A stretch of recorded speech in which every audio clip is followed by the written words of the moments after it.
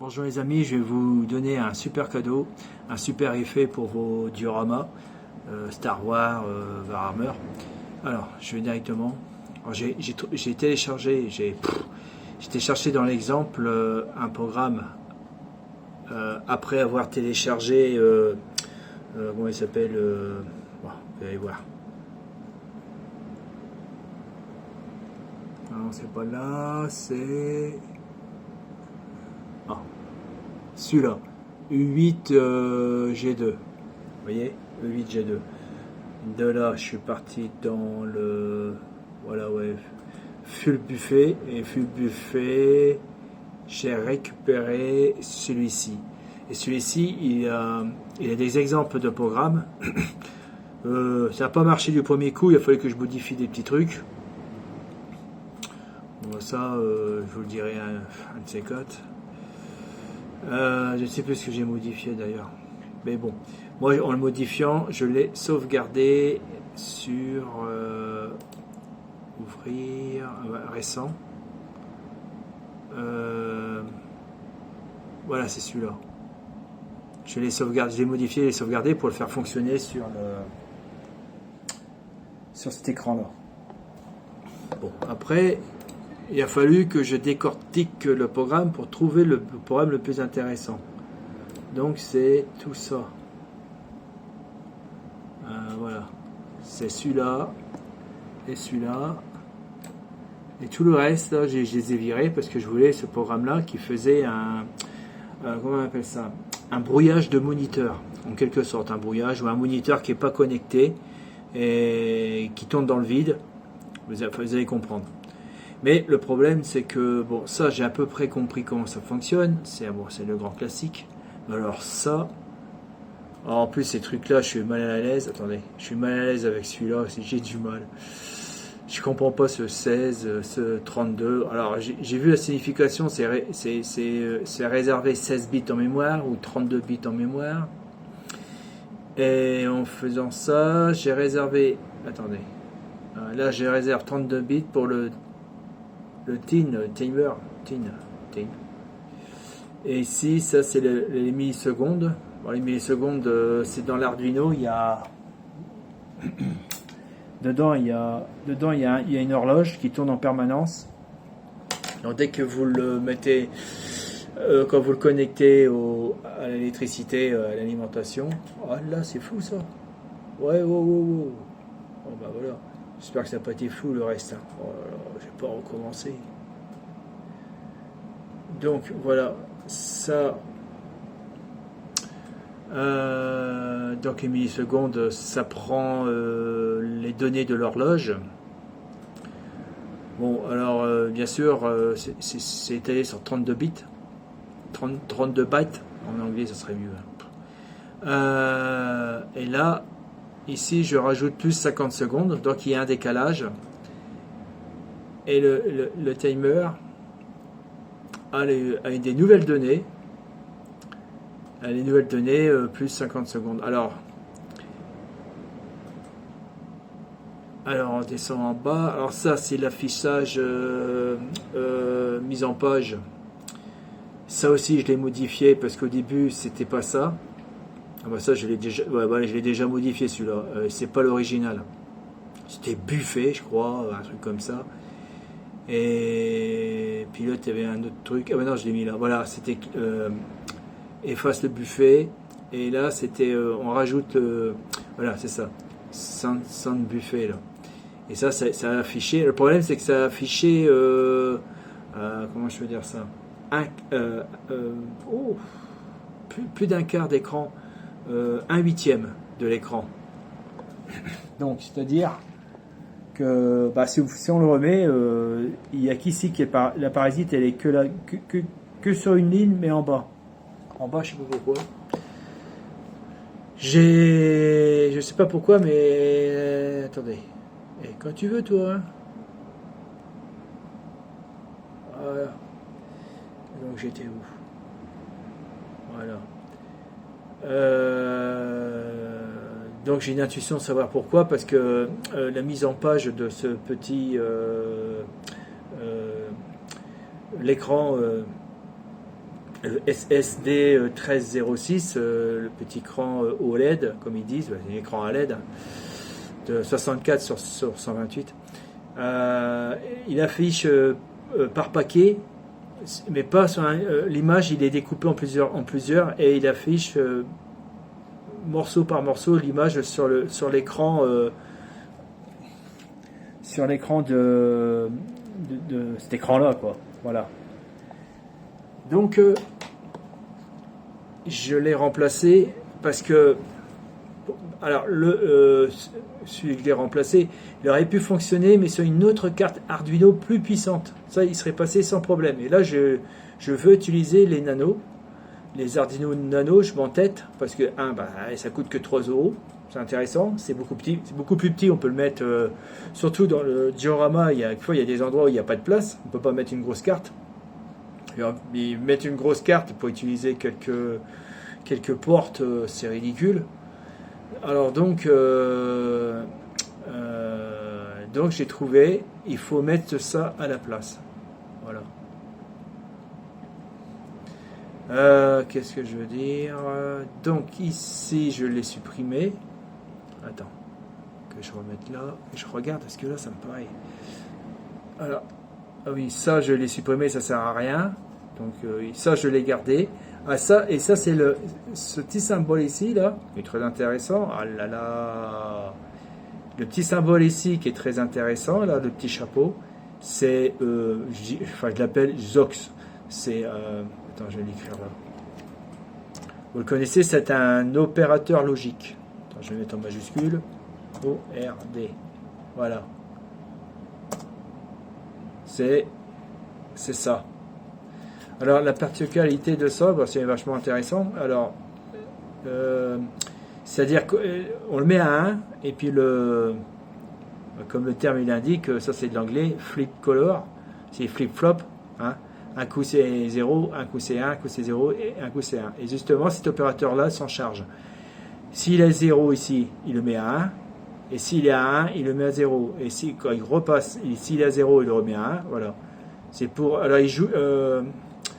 Le brouillage de l'écran, il joue avec la couleur du fond.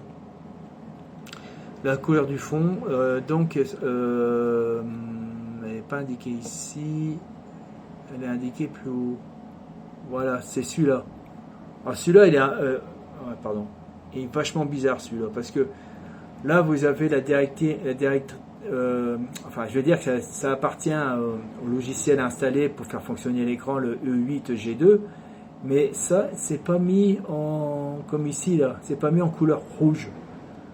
Du coup, je me suis dit, mais qu'est-ce que c'est de ce truc? Je pensais que c'était pour rappeler une routine, mais ça me faisait, c'était bizarre ce truc-là. Alors donc je l'ai réutilisé, et j'ai réutilisé ailleurs, et j'ai vu que le comportement qu'il a, il est vraiment intéressant. Donc en fin de compte, index, voilà. Alors, pourquoi c'est... Attendez, je suis bien là. Là c'est marqué index. Alors set color index, je devrais le traduire en anglais. Flip color, voilà. Il veut dire que la couleur elle peut changer. C'est-à-dire elle peut être passée de 1 à 0, flip-flop, je ne sais plus comment c'est comme ça qu'ils appellent. Donc j'ai une grosse galère. Donc vous allez gagner beaucoup de temps avec moi. J'ai voulu vraiment le simplifier, ça me prenait la tête cette histoire. Ah ouais, je vous ai pas fait voir. Parce que le problème de tout ça, attends, où il est, c'est ici. Alors, le truc le plus hard, c'est ça, là. Je sais, j'ai déjà vu sur Monsieur François, donc j'étais récupéré tous ces vidéos. Je pense que j'ai une intuition, moi je pense qu'il est mort ce monsieur. Et j'ai récupéré toutes ces vidéos au fin fond de YouTube et je les ai mis sur ma player list. Et allez-y, c'est du bonheur. Il a fait un super travail. Au moins, sa vie a été hyper utile. Enfin, un des trucs a été utile, quoi. Et franchement, tapez dedans, prenez votre temps. C'est vraiment, c'est un véritable professeur, hein, sans problème. Alors donc j'ai appris avec lui qu'on peut faire marcher des fonctions en le mettant en mémoire. Alors, le mémoire, et là, déjà, là, on voit qu'il y a 16 bits. Alors, donc, apparemment, ça serait une fonction d'appel. Là, je discute avec vous, là. Donc là, je vois ça, là, je vois void dat. Enfin, donc là, c'est pour refaire des sous-routines. Et encore une là. Alors, pourquoi alors, ce qui est intéressant, c'est ça, qui correspond à ça. Là, ici. Voilà. J'ai l'impression qu'il... Je sais pas à quoi ça sert. C'est trop bizarre. Je comprends pas. Je comprends rien. Peut-être que c'était pas utile. Ou peut-être il y avait une vu que je l'ai décortiqué sur un programme, il avait peut-être une autre fonction. Mais j'ai essayé de m'en débarrasser. Erreur sur erreur. Impossible. Donc, ce que j'ai fait, j'ai cherché la simplification. Donc, je me suis vachement cassé la tête. Moi, je peux vous le dire. Voilà. Ça, c'est simplifié. Voilà. Donc, maintenant, alors ça c'est fini, ça, on peut l'enlever. Voilà, je le mets là. Donc, ça s'appelle voidc. J'ai laissé ce système-là. Donc, ce système-là, si vous voulez, ça crée une boucle de temps. Voilà. Le temps, moi j'ai mis à 150 secondes. Ah, c'est des secondes. 150 secondes. Je crois que c'est des millisecondes. Donc toujours il faut préparer la page. Donc j'étais obligé de rajouter ça parce que l'écran était tout noir. Alors, donc j'étais le rechercher un peu par intuition. Il y a beaucoup d'intuition. Bon voilà. Avec le peu de connaissances que j'ai réussi à faire ça. Et puis voilà. Donc ça vous le connaissez, c'est pour afficher l'image. Ça vous l'avez toujours, l'image, le test, tout ce que vous voulez. Donc c'est c'est la deuxième version pour afficher un test. Après il y a un autre, comme je vous ai indiqué, Buffet. Mais celui-là il marche très très bien sur Arduino Nano. Ce système-là pour afficher avec la boucle huile. Là. Donc là après on change les couleurs, on passe à 0 et à 1. Et là, ça, il regarde si le temps a dépassé le timer. Alors, il faudrait que je regarde comment il fonctionne ces deux-là. Monsieur François l'avait expliqué, il faudrait peut-être que je regarde aussi sa vidéo.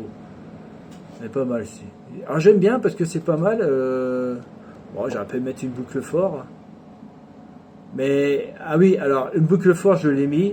Non, vous ne pouvez pas le mettre. Ça ne fonctionne pas. Je pense que l'horloge interne de l'Arduino, et puis l'autre, ça c'est une deuxième horloge, je crois que vous mettez en route une autre horloge, c'est un peu bizarre. Cette horloge-là a une grande influence sur le logiciel il y a certainement un tout petit logiciel à l'intérieur de l'écran, il me semble qu'il y a un microprocesseur en dessous, plus le logiciel qui a été installé. Donc le logiciel qui a été installé là. Voilà. Donc là c'est beaucoup plus balèze. Pour moi c'est voilà. Ce logiciel là qui a été installé, vous connaissez, c'est le U8 G2. Sans ça rien ne fonctionne. Le composant ne fonctionnera pas. Le composant, c'est-à-dire l'écran OLED.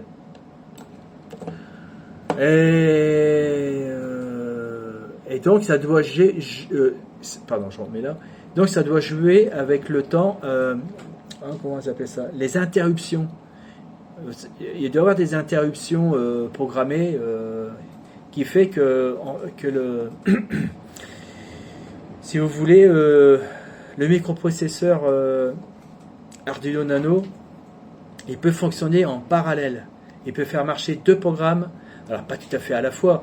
Un coup, il fait fonctionner un programme de droite, un coup, il fait fonctionner un programme de gauche, après, il revient. Droite, gauche, droite, gauche. C'est ça les interruptions. Donc, on peut mettre un programme en parallèle, 1, 2 ou 3.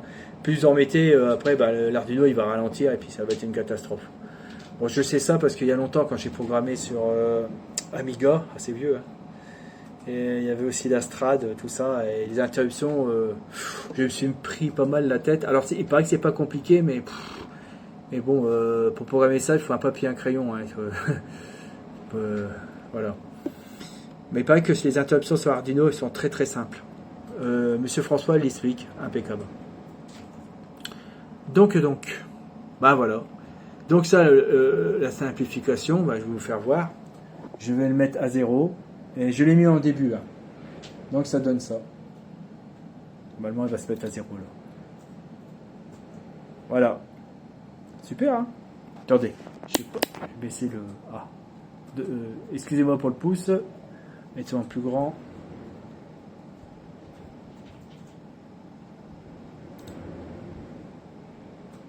Ah non, ça, attendez. Hop, mise à 0. Voilà, c'est génial, hein? C'est super. Remise à 0. Et hop, et après, démarrage du programme. Donc ça, je vais l'utiliser pour la perturbation ou des pannes et aussi pour les futurs Arduino, les futurs dioramas. Je voudrais fabriquer des dioramas sur Starvar parce que bah, c'est quelque chose que j'adore, quoi. Je veux dire, puis les vaisseaux spatials, tout ça, le futur, je suis vraiment très très marqué là-dessus. Voilà, bon 16 minutes 20. Bon, alors si vous voulez le taper, le programme, voilà. Donc il faut taper ça. Voilà. Attendez. J'ai vraiment tout raccourci. Hein. Ça va être assez rapide à taper. Les trucs en parenthèse, entre parenthèses, il faut les faire sauter. Voilà, pas besoin. Il faut que je vérifie si j'ai pas fait une bêtise. Ça, en expliquant, je suis capable de mettre une virgule ou un... Non, c'est bon, ça marche. Bon, vous pouvez faire confiance, ça fonctionne. Donc, voilà, c'est ça. Ça. Jusque là. Voilà. Bon, il y a tellement des trucs à virer. Ah bah, celui-là. Il n'y a pas besoin. Qu'est-ce qu'il y a encore qui n'a pas besoin? Non, c'est bon.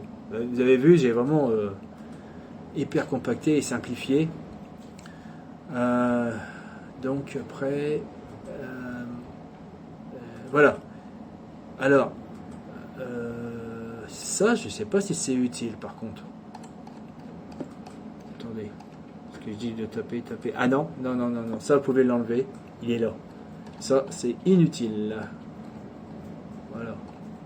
La seule chose que vous devez garder, ben, c'est pour rappeler le programme où il est. Merde, je l'ai perdu. Voilà. Ben, c'est ça. Moi, je marquais essai. Alors, vous pouvez marquer. Pardon. Moi, j'ai marqué essai. Vous pouvez marquer, je sais pas, brouillage écran, brouillage vidéo. Brouillage vidéo, ouais. Bon, ça, on l'enlève. Ça ne sert à rien. Voilà. Complètement simplifié. Alors donc je vais modifier mon programme et je vais vous expliquer ce que je suis en train de faire parce que là je vais vous faire voir. Ça va servir pour le terrain d'aviation, l'astroport, pour le vaisseau spatial interne lunaire qui se déplace que sur la surface de la Lune, il va pas plus loin, il va pas sur Terre. Donc c'est un vaisseau comme un avion, on appelle ça, c'est pas il y a avion international, donc il fait les pays, Amérique, Afrique, tout ce que vous voulez. Et les avions intérieurs, c'est vol intérieur, je crois, ou vol national, ou je sais plus. Voilà.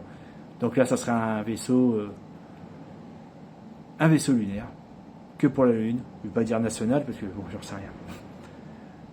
Bon, écoutez, bye bye les amis. Je vais faire un petit short.